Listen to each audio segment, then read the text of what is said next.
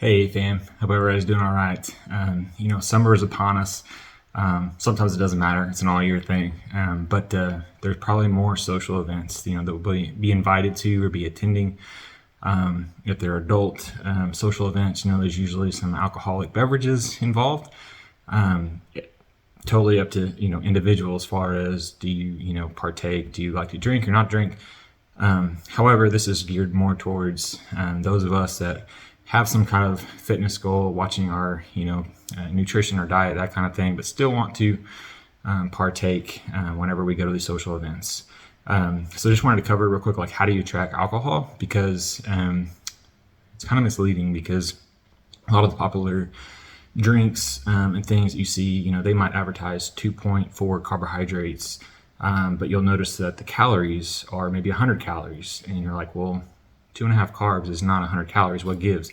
That's because there are actually calories in the alcohol in the drink, and so that varies depending on, is it a beer, is it liquor, is it wine, that kind of thing. And so alcohol is not necessarily a macronutrient, but there are 7 calories per 1 gram of alcohol. So for example, if you drink like a light beer, 100 calories, that's equating the carbohydrates in that beer as well as the alcohol.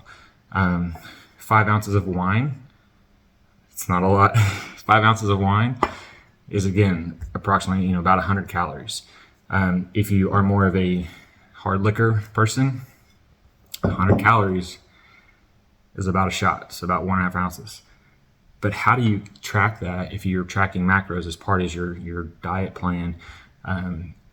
What I like to do is I'm pretty flexible as far as how you track that, but since alcohol is not a macronutrient, I like to have clients deduct that from either their carbohydrates or their fats or a combination. So for example, if there are 100 calories, we know that carbohydrates, for every 1 gram of carbohydrates, there's 4 calories. So 25 grams of carbohydrates would equal 100 calories.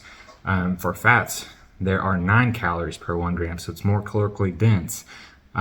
So if you wanted to track that as part of your fat total for the day for one 100 calorie drink, you could calculate that as 11 grams of fat. So it's about 99 calories, close enough, right? So if you're a little low on carbohydrates and you want to deduct it from fats, or if you're a little low on fats and you want to deduct it from your carbohydrate total, I'm open either way. Also, you could do a combination. Again, it's not 100% dead on accurate, because there's not a way, there's not an alcohol macronutrient. So if you wanted to do a combination, you could do like 16 grams of carbohydrates and 5 grams of fat. Again, going to be right there close to 100 calories at the end of the day.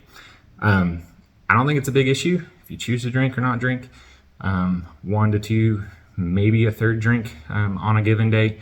If you're getting beyond that, whether you can tolerate it or not, if it's from a health standpoint, it's a different topic for a different day.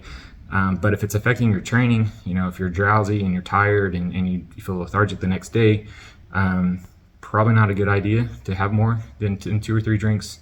It starts to impact your inhibitions. There's foods around; they're typically not the healthiest options. So you might tend to be hungrier and want to reach for those types of things. But if it's impacting your training, your energy levels, those kinds of things, maybe it's time to, maybe reevaluate your goals. But anyway, I'm getting off into the weeds there.